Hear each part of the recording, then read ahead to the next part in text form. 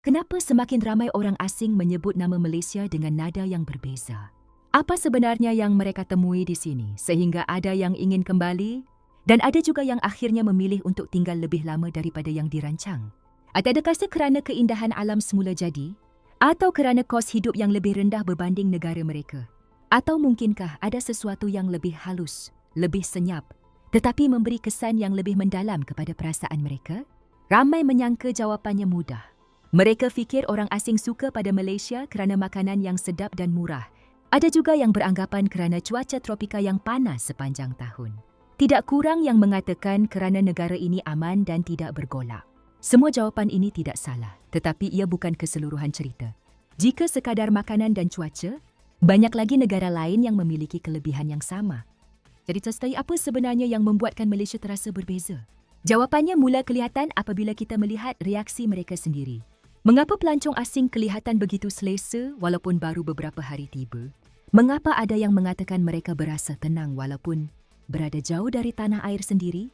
Dan mengapa ramai antara mereka menyebut bahawa layanan yang diterima di Malaysia terasa lebih ikhlas, tanpa paksaan dan tanpa dibuat-buat? Di Malaysia, orang asing tidak dipandang sebagai orang luar semata-mata. Mereka dilayan sebagai manusia biasa. Senyuman diberikan tanpa diminta. Bantuan dihulurkan tanpa soalan yang rumit. Komunikasi berlaku dengan mudah walaupun berlainan bahasa dan budaya. Perkara-perkara kecil inilah yang perlahan-lahan membina rasa selamat dan rasa selesa dalam diri mereka. Ramai orang asing juga mengatakan Malaysia terasa berbeza walaupun mereka sendiri sukar menjelaskannya. Jawapannya terletak pada cara hidup.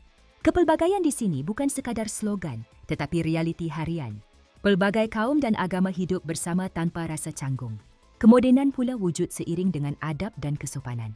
Kehidupan tidak terlalu tergesa-gesa dan manusia masih menjadi keutamaan berbanding sistem. Akhirnya, ada yang mengakui mereka belajar tentang kemanusiaan ketika berada di Malaysia. Kebaikan di sini tidak dibuat untuk tontonan, tetapi berlaku secara semula jadi.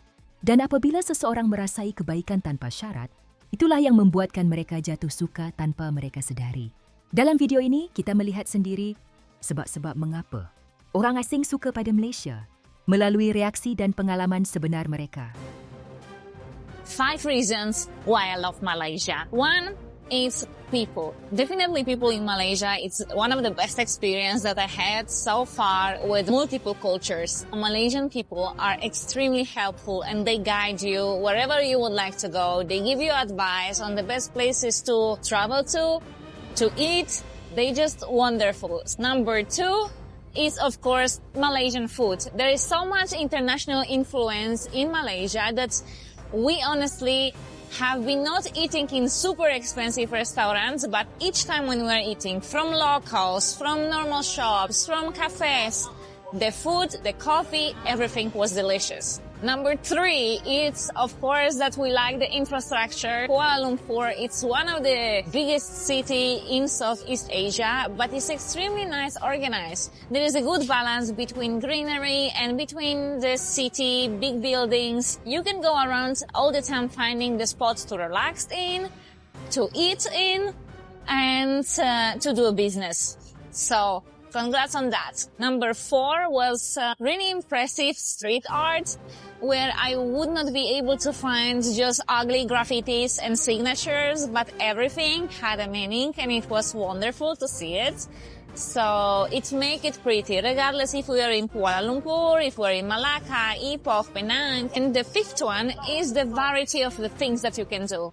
You can find a place with the beach. You can find the place to explore the city. You can go next to the river and the most beautiful national parks. You can also find amazing animals like tigers, hornbill, orangutans, also tea plantation. And then you can travel even not to Malaysian Peninsula, but on the other side to the island which is connected with Indonesia and explore even more natural beauty. A bonus thing, Malaysia is not overcrowded with tourism, so it is really unique experience to be traveling in Malaysia without seeing everything made for Western culture. This one is a massive benefit of Malaysia. Malaysia got on the top of my favorite countries in Southeast Asia, definitely.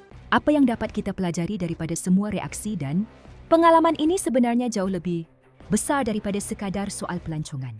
Ia mengingatkan kita bahawa nilai sesebuah negara bukan hanya diukur melalui kemajuan fizikal atau kekayaan material, tetapi melalui cara manusia melayan manusia lain.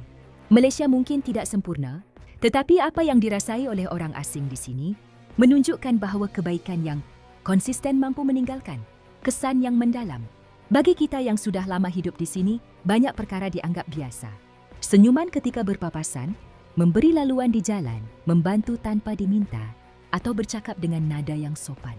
Namun bagi orang asing, perkara kecil inilah yang memberi rasa selamat dan dihargai. Mereka tidak datang dengan harapan yang tinggi, tetapi pulang dengan pengalaman yang mengubah cara mereka melihat dunia. Ini mengajar kita bahawa kebaikan tidak perlu besar untuk menjadi bermakna. Pengajaran paling penting ialah bagaimana sikap dan adab boleh menjadi bahasa sejagat. Tanpa perlu fasih berbahasa yang sama, manusia masih boleh saling memahami melalui tindakan. Orang asing yang datang ke Malaysia sering mengatakan mereka belajar untuk lebih bersabar, lebih menghormati dan lebih menghargai perkara kecil dalam hidup. Dan tanpa kita sedari, nilai-nilai inilah yang sebenarnya menjadi kekuatan negara ini. Di sebalik semua itu, ada satu mesej semangat yang boleh kita ambil. Kita tidak perlu menunggu menjadi negara paling maju untuk memberi kesan kepada orang lain. Kita hanya perlu menjadi manusia yang lebih baik hari demi hari. Setiap senyuman, setiap bantuan kecil, dan setiap sikap hormat yang kita tunjukkan mungkin menjadi sebab seseorang kembali dengan kenangan yang baik atau menceritakan Malaysia dengan penuh rasa hormat kepada dunia luar. Malaysia disukai bukan kerana kita cuba memikat, tetapi kerana kita menjadi diri sendiri. Dan itulah yang membuatkan kesannya lebih tulen dan lebih kekal. Apabila kebaikan dilakukan tanpa niat untuk ditunjukkan, ia seakan dirasai dengan lebih jujur. Ini bukan sahaja memberi kesan kepada pelancong, tetapi juga mengingatkan kita tentang nilai sebenar sebagai manusia. Selepas ini, kita akan melihat satu lagi klip yang memperlihatkan bagaimana pengalaman pribadi seseorang akhirnya merumuskan semua yang telah kita bincangkan. Melalui kata-kata dan reaksi mereka sendiri, klip ini menjadi penutup yang menjelaskan mengapa Malaysia bukan sekadar tempat untuk dilawati, tetapi tempat yang meninggalkan kesan di hati. One of the best things that I do really like about Malaysian people, once they know that I'm Egyptian, that I'm not from this country, while I'm asking someone about hotel or about any place to stay, today I asked someone about that place and he ordered the Grab for me and he paid through the Grab without even asking me or without even telling me. And yesterday, someone else paid for me in the restaurant without telling me, like he knew that I'm Egyptian. So I like this about Malaysian people. They are very friendly. The hospitality here, 100%. Thank you so much for all good Malaysian people. I'm Salim Salim. Follow and support me. Assalamualaikum. Pada akhirnya, apa yang membuatkan Malaysia diingati bukanlah perkara yang terlalu besar atau luar biasa. Ia adalah perkara kecil yang dilakukan secara konsisten. Cara kita menyapa orang yang tidak kita kenal. Cara kita membantu tanpa mengharap balasan. Cara kita menghormati perbezaan tanpa perlu mempersoalkannya. Inilah perkara yang sering disebut oleh kurang geseng cakap apabila mereka menceritakan pengalaman mereka tentang Malaysia.